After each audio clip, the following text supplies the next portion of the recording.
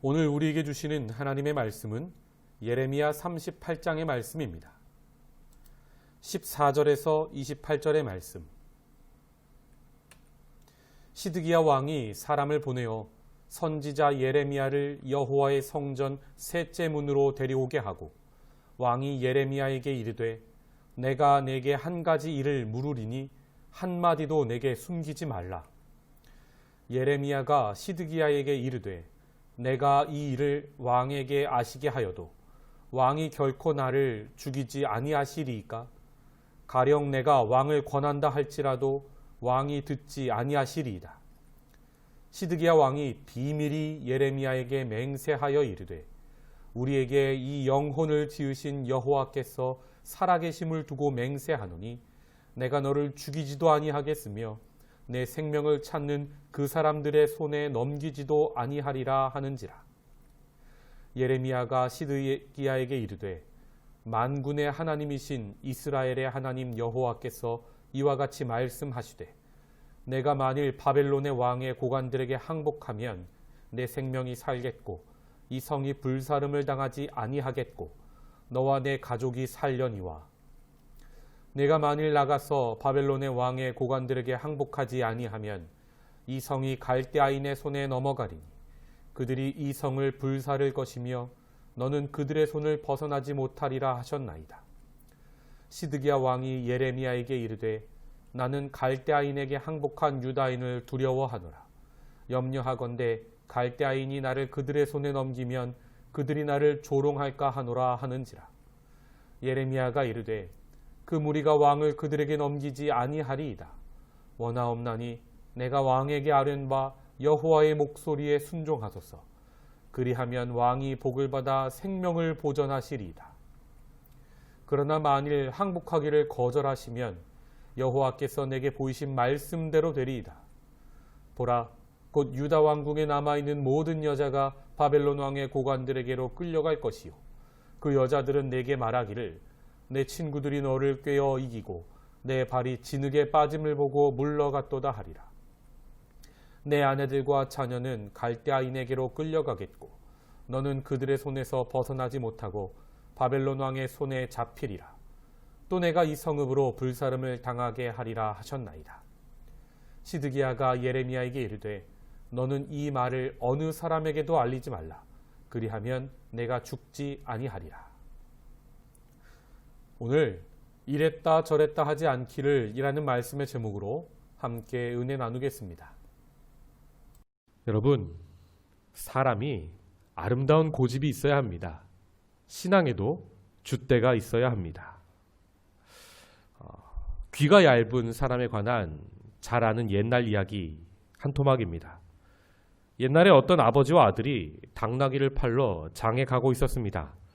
두 사람이 주막을 지날 때에 장사꾼들이 두 사람을 보며 하하하 하고 웃었답니다. 여보게, 저기 저 어리석은 사람 좀 보게. 당나귀를 타지 않고 끌고 가고 있지 않은가? 아버지가 이 말을 듣고 창피해졌습니다. 그래서 당나귀 등에 아들을 태우고 당나귀를 팔러 시장에 갑니다. 얼마쯤 가다 보니까 마을에 정자가 나왔습니다. 정자에 노인들이 앉아 쉬고 있는데 그 모습을 보고 저 버릇없는 것, 아버지가 어른인데 아버지가 타야지 어디서, 그 이야기를 듣고 아버지가 또 창피해졌습니다. 그래서 아들을 당나귀 등에서 내리고 자기가 타고 갑니다. 이 말을 듣고 또 이렇게 한참 가는데 빨래터에 아낙네들이 빨래를 하고 있습니다. 그런데 그 모습을 보고 아이고, 저 아버지 정도 없지. 이렇게 떼양볕에 자기만 편하게 나귀 등에 타고 가고 아들은 저 걷고 가게 하고 있네. 이 말을 듣고 아버지가 혼란스러워집니다. 그래서 그러면 나도 타고 아들도 타자. 그 나귀에 아버지도 타고 아들도 타고 갑니다. 한참을 가다가 우물가를 지납니다. 우물가에 동네 아가씨들이 모여 수다를 떨고 있다가 저 모습을 보고 아이고, 저 나귀 가엾어라. 어떻게 이 떼양볕에 아버지하고 아들하고 둘이 타? 저 나귀 어린 것 같은데 동물학대 아니야? 이 아버지가 큰 혼란에 빠졌습니다. 그래서 이거 어떻게 해야 되나 해가지고 자기도 내리고 아들도 내리고 나귀를 아버지와 아들이 등에 업고 갑니다. 그러다가 다리를 만났는데 이 물을 보고 무서워서 당나귀가 푸드덕푸드덕 움직이다가 그만 물에 빠져 죽었다는 옛날 이야기입니다. 무슨 말입니까? 사람이 너무 여러 말 다 들으려고 하면 이랬다 저랬다 하게 된다는 겁니다. 우리 싱가포르 생활이 마치 이와 같지 않습니까? 한국에서 싱가포르 처음 왔을 때 아이들 학교 정할 때 이 사람 말 들으면 이 학교 가야 할 것 같고 저 사람 말 들으면 저 학교 가야 할 것 같습니다. 이 사람 말 들으면 이 과외 선생님 해야 될 것 같고 저 사람 말 들으면 이 과외 선생님 해야 될 것 같습니다. 교회 문제, 직장 문제, 우리 인생의 문제가 다 이와 같습니다. 이렇게 우리는요, 대세인 세상의 말들에 많이 흔들리는 걸 봅니다. 성도 여러분, 우리는 은혜와 진리인 예수를 따르는 사람입니다. 우리는 사람의 말에 귀가 얇아지는 사람이 아니라 하나님의 말씀에 붙잡혀서 흔들리지 않는 사람이라 이 말입니다.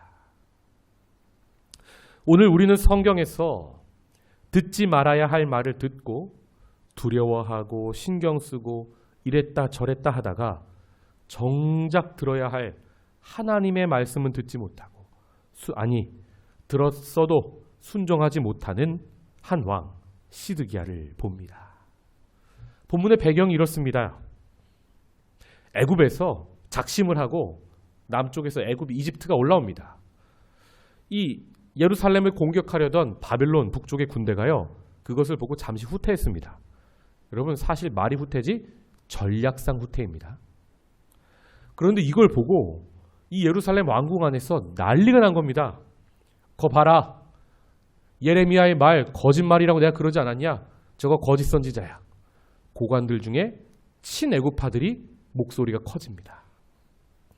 그래서 예레미야가 서기관 요나단 집에 그 진흙 웅덩이에 구덩이에 갇힙니다. 뚜껑을 덮어버립니다. 기근이 심했거든요. 근데 거기서 굶어 죽을 뻔한 겁니다. 이렇게 신하들이 저 예레미야 거짓 선지자입니다.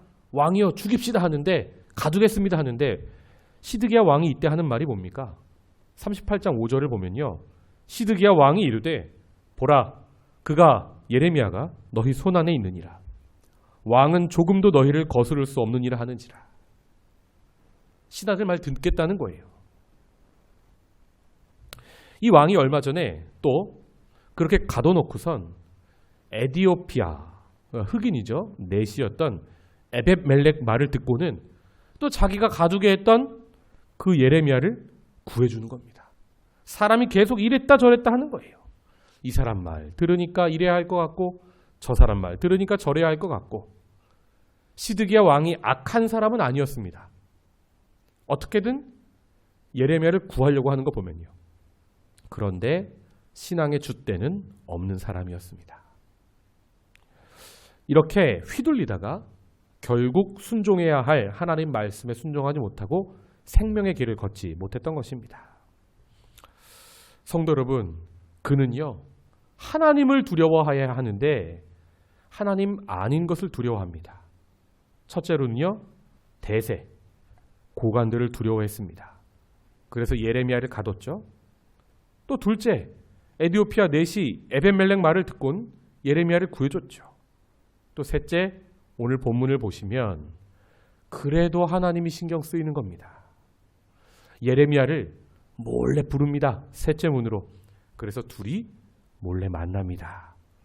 묻습니다. 하나님이 뭐라 하시냐?